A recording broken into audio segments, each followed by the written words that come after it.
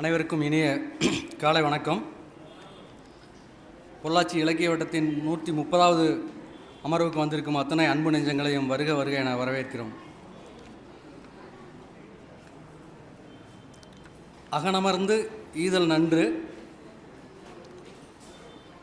முகனமர்ந்து இன்சொல நாதலின் பெரிது என்று ஒரு திருக்குறள். அதாவது என்ன அப்படின்னா, நம்ம உள்ள அகம் மலர்ந்து மனசால் நினச்சி ஒருத்தருக்கு ஒரு பொருளை கொடுக்குறோம், உதவி செய்கிற பொருட்டை நினச்சி கொடுக்குறோம். அதை விட சிறந்தது எதுனா, நம்மளை ஒருத்தர் பார்க்கும்போது அவங்க முன்னாடி முகம் மலர்ந்து ஒரு மகிழ்ச்சியாக ஒரு சொல் சொல்கிறோம் இல்லையா, அந்த சொல் அவங்களுக்கு மிகப்பெரிய ஒரு பலத்தை கொடுக்கும். அந்த பொருளை கொடுக்குறத விட பலன் இது அதிகம் அப்படின்னு திருவள்ளுவர் சொல்லியிருக்கார். அப்படின்னா நம்ம இதுக்கு முன்னால் பேசும்போது உலகத்தின் தலை சிறந்த சொல் செயல் அப்படின்னு இருக்கிறோம். செயலில் தான் நிறைய பிரதிபலிக்கும். இவர் அதை விட செயலை விட சொல் இன்னும் வலிமையானது அப்படிங்கிறத சொல்ல வர்றார். ஏன் அதை சொல்லணும்னா, அந்த சொல் அப்படிங்கிறது எங்கே வருது? அந்த சொற்கள் மூலமாகத்தான் கதையாக, கவிதையாக, கட்டுரையாக, நாவல்களாக, இப்படி மிகப்பெரிய மொழி கடத்தல்களாக இதை எழுதி மக்களுக்கு படைப்புகளின் மூலமாக அவருடைய வாழ்வியலையும் நமது மொழியியலையும் நமது பண்பாட்டையும் எடுத்துச் செல்கின்ற பொறுப்புகளை நமது படைப்பாளர்கள் மேற்கொண்டுள்ளனர். அத்தகைய படைப்புகளை மேற்கொண்டுள்ள இந்த படைப்பாளர்களை இன்று வரவேற்பதில் மிகப்பெரிய மகிழ்ச்சி கொள்கிறது பொள்ளாச்சி இலக்கிய வட்டத்தின். அதாவது ஒரு பூசாரி ஒருத்தர் இருக்கார். கோவிலுக்கு பூஜை பண்ணுற ஒரு பூசாரி தினமும் போய் காலையில் வீட்டில் பிரசாதமெல்லாம் செஞ்சு எடுத்துகிட்டு போவார். கோயிலுக்கு போய் பூஜை பண்ணுவார். பூஜை பண்ணிவிட்டு வரும்போது அந்த பிரசாதங்களை மற்றவங்களுக்கு கொடுத்துட்டு வீட்டுக்கு வந்துடுவார் வெறுந்தட்டோட. இப்படி வழக்கமாக பண்ணிகிட்டே இருக்கிறவர் ஒரு நாள் என்ன பண்ணார், அவருக்கு உடம்பு சரியில்லாமல் போயிடுச்சு. அப்போ என்ன பண்ணார், சரி அவர் பையனை அனுப்பிச்சுடலான்னு அவங்க மனைவி ஒரு ஆலோசனை சொல்கிறாங்க. தம்பிக்கு தெரியுமில்ல, அவன் ஒரு 10 வயசு பையன், அவன் கூடவே இருக்கான்ல, அவனை அனுப்பிச்சுடலாம், இவன் இன்றைக்கி போய் அவன் பூஜை பண்ணிட்டு வரட்டுன்ட்டு அவனை அனுப்பிச்சுட்றாங்க. வழக்கம் போல் செஞ்சு அந்த பிரசாதமெல்லாம் கொடுத்துட்றாங்க. அவன் போய் பூஜை பண்ணி முடிச்சுட்டு எல்லாத்துக்கும் தீவிராதன்னு எல்லாம் சாமி கும்பிட்டு போயிடுவாங்க. இவன் அந்த பிரசாதத்தை வச்சுட்டு சாமி முன்னாடி சாமி சாப்பிட்ருன்னு நினைக்கிறான். ஏன்னா வரும்போது அப்பா வெறுத்தட்டு தான் வீட்டுக்கு கொண்டு வருவார். போகும்போது பிரசாதம் கொண்டு வரும்போது வீட்டுக்கு வெறுந்தட்டு கொண்டு வரனால இவன் நினைக்கிறான் சாமி சாப்பிட்ருன்னு. வச்சுட்டு பார்க்குறான், சாமி சாப்பிடவே இல்லை. கொஞ்ச நேரம் ஆகுது அவன் வெயிட் பண்ணிகிட்டே இருக்கிறான். எல்லோரும் போயிட்டாங்க. இவன் வெளியில் கூட நடை சாத்திட்டு உள்ளே உட்காந்துட்டே இருக்கிறான். சாமி வேண்டான், மனமுருக வேண்டான்.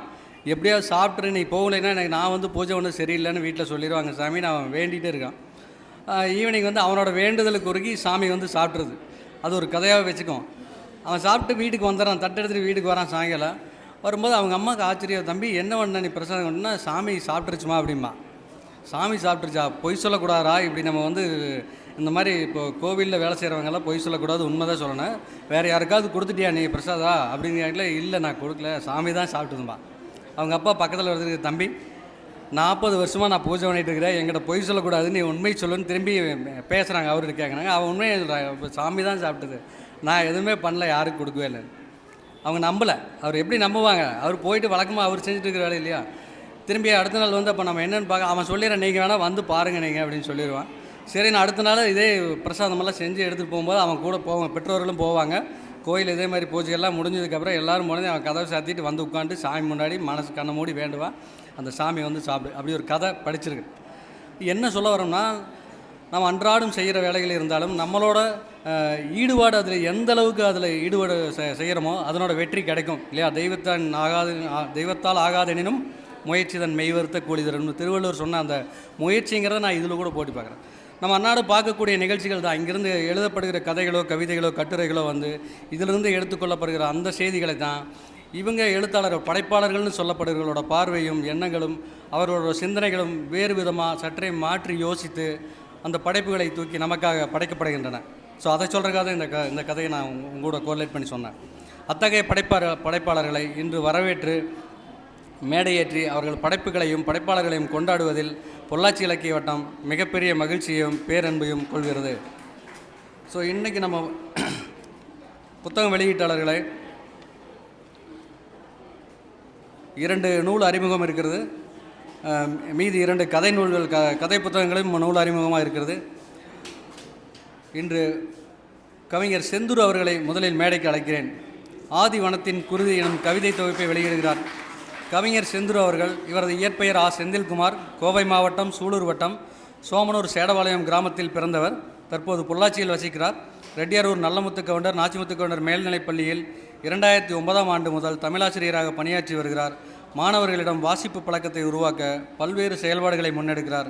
மாணவர்களை படைப்பாளர்களாக்கி அவர்தம் புத்தகங்களை தனது தமிழ் மன்றம் மூலமாக புதுப்பித்து வெளியிட்டும் வருகிறார். கருவறையில் ஒளிந்திருக்கும் கடவுள், காடு, அம்மா என்றொரு அம்மா, ஊர் சுமக்கும் மனிதர்கள், காடு, காடு தொலைத்த பறவை ஆகிய 4 கவிதை தொகுப்புகள் வெளியாகியுள்ளன. இது இவரது 5வது கவிதை தொகுப்பாகும். ஆதி வனத்தின் குருதி. இத்தொகுப்பை வெளியிட வந்திருக்கும் கவிஞர் செந்துரு அவர்களை வாழ்த்தி வணங்கி வரவேற்கிறோம். இவருக்கு ஒரு ஸ்பெஷல் நன்றி இருக்குது என்னோட. இந்த கவிதையத்துள்ள ஒரே ஒரு கவிதை, ஒரு பானை சோட்டுக்கு ஒரு சோறு பதம் போல் நான் ஒரு கவிதை படித்தா என்னை ரொம்ப மெய்மறக்க செய்தது. நம்ம குழந்தைகளை பார்க்குற, அதனால தான் பார்வை சொன்னேன். நம்ம பார்க்குற பார்வைக்கும் கவிஞர்கள் பார்க்குற, படைப்பாளர்கள் பார்க்கக்கூடிய பார்வைக்கும் வித்தியாசம் இருக்குதுன்னு. எத்தனையோ குழந்தைகள் கையில் விரல் சூப்பிட்டு போயிட்டே இருக்கும். நம்ம பார்ப்போம், மிரட்டுவோம், கையெடுன்னு சொல்லுவோம். அது இவரோட பார்வைக்கு மட்டும் எப்படி தோணுதுன்னு பாருங்கள். பசிக்கும் குழந்தைக்கு பல நேரங்களில் முளை காம்புகளாகின்றன பிஞ்சு விரல்கள். இந்த ஒரு கவிதை போதும் இவருடைய பாராட்டுகளுக்கு. என்னோட நெஞ்சார்ந்த பாராட்டுகள் கவிஞர் செந்துரு அவர்களே. இரண்டாவதாக கவிஞர் மஞ்சுளா தேவி அவர்களை அன்போடு மேடைக்கு அழைக்கின்றோம். உடுமலைப்பேட்டையைச் சேர்ந்தவர். வானம்பாடி கவிதை இயக்கம் பற்றி முனைவர் பட்டத்திற்காக ஆய்வு செய்தவர். பாப்பாவின் நட்சத்திரம், சுற்றிலும் மனிதர்கள் நகர்ந்து கொண்டே இருக்கிறார்கள், நிலா தெரியாத அடர்வனம், இனி ஒருபோதும் கடவுளுடன் பேச மாட்டோம், உலத்தி, ரயில் கோமாளிகள், ஆண்களின் கனிவான கவனத்திற்கு, மலையாளும் வெயிலாலும் ஆனவர்கள் என 8 கவிதை நூல்களை எழுதியுள்ளார். சாகித்ய அகாதமியின் இந்திய இலக்கிய சிற்பி வரிசையில் கோவை ஞானி பற்றிய நூலை எழுதியுள்ளார். மனிதர்களின் நம்பிக்கை தரும் முகத்தை, அன்பால் கணிந்த மனிதர்களை தன் கவிதைகளில் தொடர்ந்து பதிவு செய்து வருகிறார். கவிஞர் சிற்பிக்கும் கோவை ஞானிக்கும் மாணவி என்றே இவரை சொல்லலாம். கவிஞர் சிற்பி அறக்கட்டளையின் இலக்கிய பரிசு, திருப்பூர் அரிமா சங்கத்தின் சக்தி விருது, நெருஞ்சி இலக்கிய விருது உள்ளிட்ட விருதுகளை தனது கவிதைகளுக்காக பெற்றுள்ளார். இது இவரது 10வது கவிதை தொகுப்பு. இவரது கவிதை தொகுப்புகள் பொள்ளாச்சி எம்ஜிஎம் கல்லூரியில் பாடத்திட்டத்தில் உள்ளன என்பது மேலும் சிறப்பு. இவர்களை அன்போடு வரவேற்பதில் பொள்ளாச்சி இலக்கிய வட்டம் பெருமகிழ்ச்சி கொள்கிறது. 3வது எழுத்தாளர் சாராஜ் அவர்களை மேடைக்கு அழைக்கின்றோம். எழுத்தாளர் சாராஜ் அவர்கள் இலக்கியவாதி மற்றும் நவீன தாந்திரிக ஓவியர். தற்போது பொள்ளாச்சியில் வசித்து வருகிறார். வடக்கந்தரையில் அம்மாவின் பரம்பரை வீடு, வேலந்தாவளம் உங்களை வரவேற்கிறது, காலனியின் 4வது வீதி சிறுகதைகள், வெயில் மெல்லத்தாளும், பக்கத்து வீடு, ஒளியாண்டுகளுக்கு அப்பால் சிறுகதைகள் ஆகிய 5 சிறுகதை தொகுப்புகள், பெருந்தொற்று, வானவில் நிலையம், வள்ளிநாயகம் காம்பவுண்டு, நீர்கொல்லி என 4 நாவல்கள், கௌதம புத்தன் கசாப்பு கடை எனும் ஒரு கவிதை தொகுப்பு, அக்னி மற்றும் பிற கதைகள் என்ற மொழிபெயர்ப்பு நூல், ஓரங்குல சிறுவன் என்கிற ஒரு சிறார் கதை தொகுப்பு ஆகியவை வெளியாகின. எல்லா தடங்களிலும் கால் பதித்துள்ளார். சிறுகதை போட்டிகளிலும் நாவல் ஓவிய போட்டிகளிலும் பல பரிசுகளை பெற்றுள்ளார். இலக்கிய சிந்தனை விருது, தாஸ்னா விருது, ஜோதி விநாயகம் நினைவு விருது, தக்கலை இலக்கிய வட்டம் விருது, சௌமா இலக்கிய விருது, எழுத்து அமைப்பின் திருமதி சவுந்தரா கைலாசம் நினைவு விருது, நெருஞ்சி இலக்கிய விருது உள்ளிட்ட பல்வேறு விருதுகளை பெற்றுள்ள எழுத்தாளர் சாராஜ் அவர்களை பொள்ளாச்சி இலக்கிய வட்டம் அன்போடு வரவேற்கிறது. மேலும் இன்றைய நூல்களின் ஆதிவனத்தின் குருதி எனும் செந்துரு எழுதிய கவிதை தொகுப்பை வெளியிட வந்திருக்கும் முனைவர் தேவராஜன் அவர்களை அன்போடு மேடைக்கு அழைக்கிறோம். உடற்கல்வி இயக்குனர், நாச்சிமுத்து பல் தொழில்நுட்ப கல்லூரி, பொள்ளாச்சி.